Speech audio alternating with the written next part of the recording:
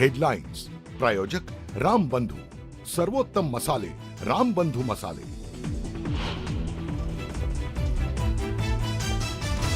पावसाळी अधिवेशनाच्या पूर्वसंध्येला सरकारचं चहापान, मुख्यमंत्री आणि दोन्ही उपमुख्यमंत्र्यांसह सर्व मंत्री आणि आमदारांची उपस्थिती।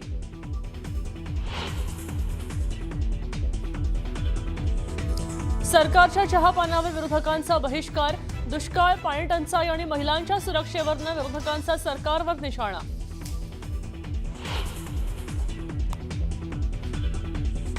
ठाकरेंच्या शिवसेनेचे बंडखोर खासदार पक्षांतराच्या भूमिकेवर ठाम, उद्या पत्रकार परिषदेमधनं राजकीय भूमिका स्पष्ट करणार, सूत्रांची माहिती।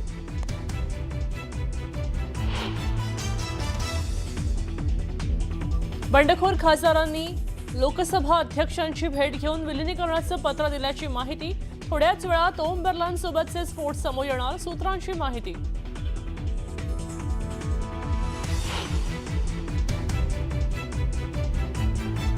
ठाकरेंच्या 4 खासदारांच्या देवदर्शन केल्याचा फोटो व्हायरल, उज्जैनमधला फोटो समोर आल्यानं चर्चा।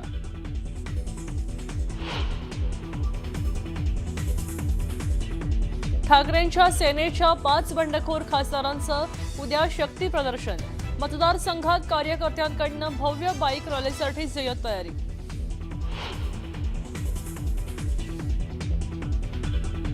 ओमराजे निंबाळकरांची बंद दाराआड कार्यकर्त्यांसोबत चर्चा, ओमराजे उद्या निर्णय जाहीर करणार।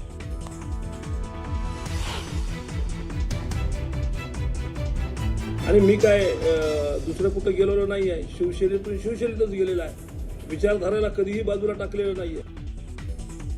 मतदारसंघातले विकास कामं होत नसल्यानं निर्णय घेतला, खासदार नागेश पाटील आष्टीकरांची पहिली प्रतिक्रिया।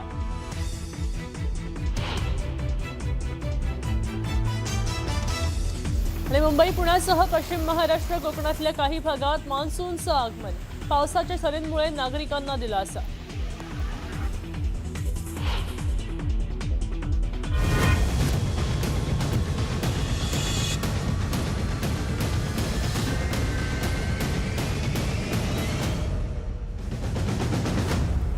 न्यूज 18 मराठीच्या कॉटन किंग स्टुडिओमध्ये आपलं स्वागत। ओमराजे निंबाळकरांच्या राजकीय भूमिकेबाबत अजूनही सस्पेन्स कायम आहे आणि त्यामुळेच ऑपरेशन टायगर आणि इतरही 5 खासदार आता गॅसवर आहेत अशी चर्चा आहे।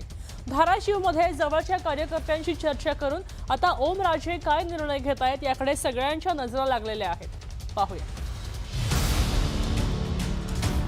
धाराशिवमध्ये गोर्धनवाडी या ठिकाणी मी सगळ्यांना बोलवलंय, सगळ्यांशी चर्चा करून मग मी माझा निर्णय त्या ठिकाणी जाहीर करेन। मी तुम्हाला एकच प्रश्नाचं उत्तर देतो की माझी जी काय राजकीय भूमिका आहे ती मी आज चर्चा करून झाला, आज नाहीतर उद्या विस्फोट। सामान्य माणसानं मला आज इथपर्यंत पोहोचवलंय, त्याच्यामुळं निश्चितपणे त्या माणसाचा मला वाटतं पहिला अधिकार आहे, तर त्यांच्याशी चर्चा करून मला जो काही राजकीय निर्णय ठरवायचा तो ठरवेल। धाराशिवचे खासदार ओमराजे निंबाळकर यांनी पुण्यात पत्रकारांशी बोलताना मांडलेली ही भूमिका। ऑपरेशन टायगर अंतर्गत ठाकरेंच्या सेनेचे 6 खासदार शिंदेंच्या सेनेच्या गळाला लागले अशी चर्चा आहे। यात धाराशिवचे खासदार ओमराजे निंबाळकर यांच्याही नावाचा समावेश आहे। मात्र ओमराजे निंबाळकरांनी सध्या तरी आपला निर्णय गुलदस्त्यात ठेवलाय, कार्यकर्त्यांची चर्चा करून निर्णय घेणार असं त्यांनी सांगितलंय। ह्या जन्मात तरी त्या माणसाचं राजकारण साध्य होऊ द्यायचं नाही, त्यांना दाखवून द्यायचं की एका माणसाला मारल्यामुळं त्या ठिकाणी तुमचा राजकीय विरोधक संपत नसतो, तितक्याच ताकदीनं राजकीय विरोधक तयार होत असतो। या एकमेव भावनेतनं मी त्या ठिकाणी राजकारणात आलोय आणि हे मी आज सांगतोय असं ना, मी हे वारंवार सांगितलंय आणि मग त्याच्यासाठी सामान्य माणसाच्या संपर्कात आलो। आज सामान्य माणसानं मला आज इथपर्यंत पोहोचवलंय, त्याच्यामुळं निश्चितपणे त्या माणसाचा मला वाटतं पहिला अधिकार आहे, तर त्यांच्याशी चर्चा करून मला जो काही राजकीय निर्णय ठरवायचा तो ठरवेल। कोणताही राजकीय निर्णय घेतलेला नसताना आपल्यावर आणि आपल्या कुटुंबावर का टीका केली जातीये असा प्रश्न ओमराजे निंबाळकरांनी व्यक्त केला। कुटुंबातल्या व्यक्तीचा अशा पद्धतीने उद्धार करेल मला वाटत नाही, पण काही लोकांनी केला, सहन केलं, मी तेही सहन केलं। पण मला एवढंच म्हणायचंय की ह्या राजकीय प्रक्रियेमध्ये माझ्या कुटुंबानं नेमकं तुमचं काय वाटोळं केलंय, माझ्या कुटुंबातल्या कुठल्या व्यक्तीनं तुम्हाला त्रास दिलाय, बरं या लोकांनी माझ्या तुम्हाला- निस्त्या चर्चेनं जर मी 3 दिवसात इतका वाईट होत असेल तर खरंच इतका वाईट आहे का मी? बरं, नाही, तुम्ही बैठकीला गेला आहे का? रील तुम्ही स्टार बैठकीला गेले नाही. म्हणून- बैठकीला गेले नाही म्हणून तर चर्चा सुरू झाली. रील स्टार असलेल्या माणसाला लोक मत टाकतात का? स्थानिक स्वराज्य संस्थांच्या निवडणुकीतच ठाकरेंच्या पक्षाचा दारुण पराभव झाला. स्थानिक स्वराज्य संस्थेच्या निवडणुकीत आपल्या पक्षाचा पराभव का झाला याचा शोध घ्यायचा आहे, असंही ओमराजेंनी म्हटलंय. अख्ख्या लोकसभेत एक सुद्धा पंचायत समिती माझी निवडून येऊ शकली नाही. एक सुद्धा नगरपालिका माझी निवडून येऊ शकली नाही.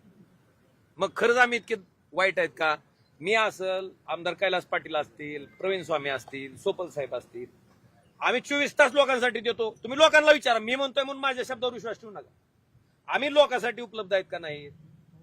आम्ही त्यांच्यासाठी काम करतो का नाही? मग अशा परिस्थितीत मशाल ह्या चिन्हावर उभारलेल्या आमच्या लोकांना पराभवाचं तोंड का बघावं लागलं? आणि इतकं वाईट, माझा आज सोमनाथ गुरव नावाचा कार्यकर्ता धाराशिवमध्ये निवडणूक लढत होता. 3ऱ्या नंबरला जावं, 24 तास लोकांसाठी उपलब्ध असणारा कार्यकर्ता, मला त्याच प्रश्नाचा शोध घ्यायचा आहे.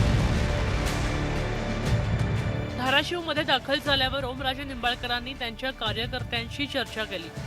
मात्र त्यांनी अद्यापपर्यंत आपला निर्णय जाहीर केलेला नाही. शिवसेनेमधल्या सध्याच्या राजकीय घडामोडींमध्ये ओमराजे निंबाळकर यांची भूमिका अत्यंत महत्त्वाची मानली जाते. ओमराजेंच्या निर्णयाचा परिणाम इतर बंडखोर खासदारांच्या पुढच्या राजकीय वाटचालीवरही होऊ शकतो. आता ओमराजे नेमका काय निर्णय घेणार याकडे राज्याच्या राजकीय वर्तुळाचं लक्ष लागलंय. Bureau report, news 18 Marathi. यानंतर एक मोठी ब्रेकिंग न्यूज समोर येते. ही ब्रेकिंग न्यूज राजकीय वर्तुळातून समोर येते. तर उद्धव ठाकरे यांच्या पक्षाचे खासदार संजय दीना पाटील यांच्या मुलीने उद्धव ठाकरेंची भेट घेतली. राजुल पाटील यांनी उद्धव ठाकरेंची मातोश्रीवर जाऊन भेट घेतलेली आहे. माझी आणि माझ्या वडिलांची राजकीय दृष्ट्या आमचे विचार वेगळे आहेत असं सुद्धा त्यांनी म्हटलेलं आहे. राजकीय वाट आमची वेगवेगळी आहे असं सुद्धा त्यांच्याकडून सांगण्यात आलंय. मी मात्र उद्धव ठाकरेंसोबतच असणार आहे अशी सुद्धा प्रतिक्रिया त्यांनी प्रसार माध्यमांशी बोलताना दिली आहे. तर वेगवेगळे आमची वाट आहे. उद्धव साहेब आणि आदित्य साहेबांना मी भेटायला आले होते. मी माझी भूमिका स्पष्ट केली असल्याचं सुद्धा त्यांनी ठणकावलंय. मी उद्धव साहेबांना, आदित्य साहेबांना भेटायला आले होते आणि माझी प्रतिक्रिया आहे, माझं स्टँड ते क्लिअर करायला आले होते की मी पक्षातच आहे आणि त्यांच्यासोबतच आहे. हे माझं स्टँड आहे. मी माझं कार्य नीट निष्ठेने करेन. ते हॅपीच आहेत, मी आहे. त्यांनी माझ्यावर एवढी जबाबदारी दिलेली आहे आणि मी ह्याच्यासाठी उभी आहे आणि त्यांनी ते हॅपी खुश आहेत. मी आहे ते त्यांच्यासोबतच आहे. आमच्या घरात इंडिव्हिज्युअल निर्णय घेण्याची पद्धत आहे. त्यांचा निर्णय ते घेतील, ते आपल्याला कळवतील. माझा निर्णय जे आहे ते मी दिलेला आहे. आज मला वाटतंय मातोश्रीवर राजुल पाटील वगैरे पोहोचलेल्या होत्या, पण आमचा विश्वासच नाहीये या लोकांवर. कारण ज्यांच्या बापाला संघटनेने एवढं दिलं, जर ते हे सगळं करू शकतात तर त्यांची पोरं आमच्यासोबत राहतील याची आम्ही अपेक्षा काय करावी? तुम्ही तर जनतेच्या रोषापासून लपण्यासाठी Y+ सुरक्षा घेताय. ही Y+ सुरक्षा घेण्याची तुम्हाला गरज का पडते? कारण तुम्ही जनतेच्या विकासासाठी नाही गेलात, तुम्ही स्वतःच्या आणि स्वतःच्या कुटुंबाच्या विकासासाठी गेलेले आहात. त्यामुळे मी याचा पुनरुच्चार पुन्हा एकदा केला पाहिजे की आष्टीकरांचं पोरगं असेल किंवा संजय दीना पाटलाची पोरगी असेल, यांच्यावर शिवसैनिकांनी आता का म्हणून विश्वास ठेवायचा?